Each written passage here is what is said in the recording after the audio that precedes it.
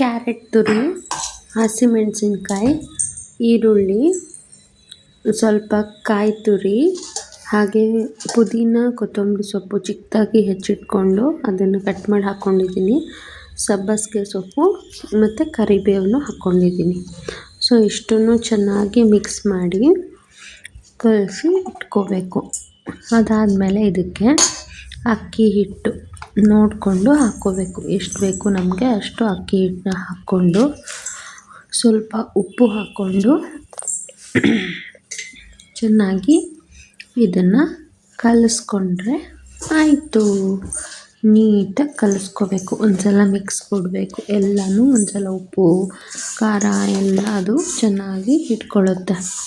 ಇದಾದಮೇಲೆ ಏನು ಮಾಡಬೇಕಪ್ಪ ಅಂದರೆ ನಾವು ಸ್ವಲ್ಪ ನೀರನ್ನ ಕಾಯಿಸ್ಕೊಂಡು ಬಿಸಿ ನೀರನ್ನ ಹಾಕ್ಕೋಬೇಕು. ಕಲಿಸ್ಕೋಬೇಕಾದ್ರೆ ಬಿಸಿನೀರನ್ನ ಹಾಕ್ಕೊಂಡು ಹದ ನೋಡಿಕೊಂಡು ನೀರನ್ನ ಕಾಯಿಸ್ಕೊಂಡು ಹಾಕ್ಕೊಂಡಾಗ ನಮ್ಗೆ ಗೊತ್ತಾಗುತ್ತೆ.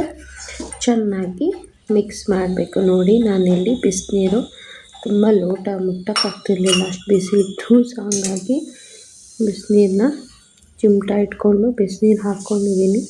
ಸೊ ಅದನ್ನು ಈಗ ನೀಟಾಗಿ ನಾನು ಕಲಿಸ್ಕೊಳ್ತಾ ಇದ್ದೀನಿ. ಸೊ ಬಿಸಿ ಇತ್ತು ಅಂತ ಕಲಿಸ್ಕೊಳ್ಳೋಕ್ಕಾಗಿಲ್ಲ. ಸೊ ಸ್ಪೂನ್ ಇಟ್ಕೊಂಡು ಕಲಿಸ್ಕೊತಾ ಇದ್ದೀನಿ.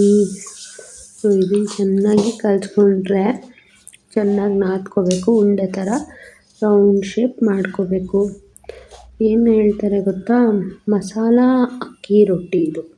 ನಾನು ಪ್ಲೇನ್ ಅಕ್ಕಿ ರೊಟ್ಟಿ ಮಾಡೋದನ್ನು ಹೇಗೆ ಅಂತ ನನ್ನ ಯೂಟ್ಯೂಬ್ ಚಾನಲ್ನಲ್ಲಿ ಹಾಕಿದ್ದೀನಿ. ಇದು ಮಸಾಲ ಅಕ್ಕಿ ರೊಟ್ಟಿ ಅಂತ ಹೇಳಿ. ಇದು ಕೂಡ ತುಂಬ ಚೆನ್ನಾಗಿರುತ್ತೆ, ರುಚಿಯಾಗಿರುತ್ತೆ.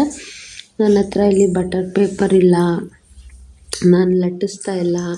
ಸೊ ಡೈರೆಕ್ಟಾಗಿ ಹಂಚಿನ ಮೇಲೆ ನಾನು ತಟ್ಟಿಕೊಂಡು ಮಾಡ್ತೀನಿ. ನೋಡಿ ಫಸ್ಟಿಗೆ ನಾನು ಗ್ಯಾಸ್ ಸ್ಟವ್ ಹಚ್ತಾ ಇಲ್ಲ, ಓಕೆನಾ. ಗ್ಯಾಸ್ ಸ್ಟವ್ ನಾನು ಹಚ್ಚಿಲ್ಲ. ಹಚ್ಚದೇನೆ ಇದ್ರ ಮೇಲೆ ಸ್ವಲ್ಪ ಎಣ್ಣೆನ ನಾನು ಹಚ್ಕೊಳ್ತಾ ಇದ್ದೀನಿ. ಸೊ ಎಣ್ಣೆ ಹಚ್ಕೊಂಡಾದಮೇಲೆ ಎರಡೂ ಕಾಲಿಗೆ ನೀಟಾಗಿ ಎಣ್ಣೆನ ಸ್ಪ್ರೆಡ್ ಮಾಡ್ಕೊಂಡಾದಮೇಲೆ ಡೈರೆಕ್ಟಾಗಿ ನಾನು ಹಂಚ ಮೇಲೇ ಅಕ್ಕಿ ರೊಟ್ಟಿ ತಟ್ಟೋದು. ಸೊ ನಾನು ಅಕ್ಕಿ ರೊಟ್ಟಿ ಮಾಡಬೇಕಾದ್ರೆ ಹೀಗೆ ಮಾಡಬೇಕು. ಯಾಕಂದರೆ ನಾನು ಯಾವ ಬಟರ್ ಪೇಪರ್ ಯೂಸ್ ಮಾಡಲ್ಲ, ನನಗದು ಅಷ್ಟು ಪೇಷನ್ಸ್ ಇಲ್ಲ. ಸೊ ನೀರು ಇಟ್ಕೊಂಡಿದ್ದೀನಿ ಒಂದು ಬೌಲಲ್ಲಿ.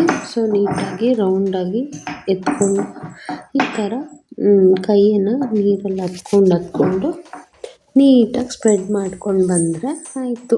ನೀಟಾಗಿ ಅದು ಸ್ಪ್ರೆಡ್ ಆಗುತ್ತೆ. ಸ್ಪ್ರೆಡ್ ಆಗಿ ಈ ಥರ ಆಗುತ್ತೆ.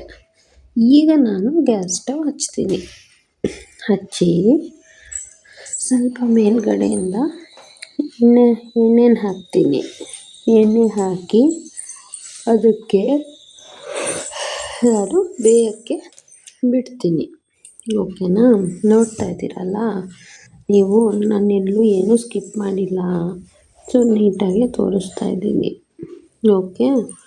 ಈ ಥರ ಮಾಡಿಕೊಂಡ್ರೆ ಮಸಾಲ ಅಕ್ಕಿ ರೊಟ್ಟಿ ಸಕ್ಕತ್ತಾಗಿ ಬರುತ್ತೆ, ಚೆನ್ನಾಗೂ ಇರುತ್ತೆ.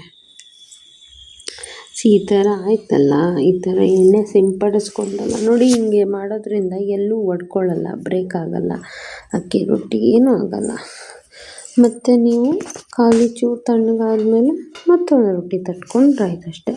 ಸೊ ಲಿಡ್ನ ಕ್ಲೋಸ್ ಮಾಡ್ತೀನಿ. ನೀವು ಬೇರೆ ಏನು ಕೆಲಸ ಬೇಕಾದ್ರೂ ಮಾಡ್ಕೋಬೋದು. ಇದಕ್ಕೆ ಅಲ್ಲೇ ನಿಂತ್ಕೋಬೇಕು, ಅದನ್ನು ನೋಡ್ತಾ ಇರಬೇಕು, ಅವಶ್ಯಕತೆಯೇ ಇಲ್ಲ. ನೋಡಿ ಇದು ಆಗುತ್ತೆ, ಎಷ್ಟು ಬೇಗನೆ ಆಗುತ್ತೆ. ಸೊ ಇದನ್ನು ಉಲ್ಟಾ ಮಾಡಿದ್ರೆ ಆಯ್ತು ಅಷ್ಟೇ. ಉಲ್ಟಾ ಮಾಡೋದು ಈಸಿ, ಎಲ್ಲೂ ಏನೂ ಬ್ರೇಕ್ ಆಗಲ್ಲ. ನೋಡಿ ಎಷ್ಟು ಚೆನ್ನಾಗಿ ಬರುತ್ತಲ್ವಾ. ಈ ಥರ ಚೆನ್ನಾಗಿ ಬರಬೇಕು ಅಂತ ಹೇಳಿದ್ರೆ ಈ ಥರ ಮಾಡಿಕೊಂಡ್ರೆ ಚೆನ್ನಾಗಿ ಬರುತ್ತೆ. ತೆಳ್ಳು ಬಂದಿದೆ, ತುಂಬ ಏನು ನಿಮಗೆ ದಪ್ಪನೂ ಫೀಲ್ ಆಗಲ್ಲ, ಚೆನ್ನಾಗಿರುತ್ತೆ ಇದು ತಿನ್ನೋಕ್ಕೆ. ನೋಡಿ ನಾನು ಹತ್ತಿರದಿಂದನೂ ತೋರಿಸ್ತಾ ಇದ್ದೀನಿ. ಸೊ ಇಷ್ಟಕ್ಕೆ ಒಂದು ಚಟ್ನಿ ಮಾಡ್ಕೋಬೇಕಲ್ವಾ.